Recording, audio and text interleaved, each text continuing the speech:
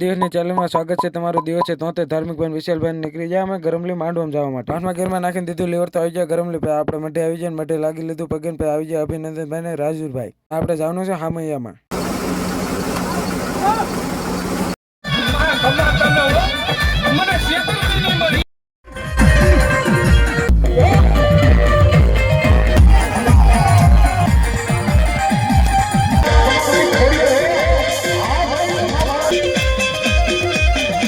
આવી જાય આપણે પુના દર્શન કરવા.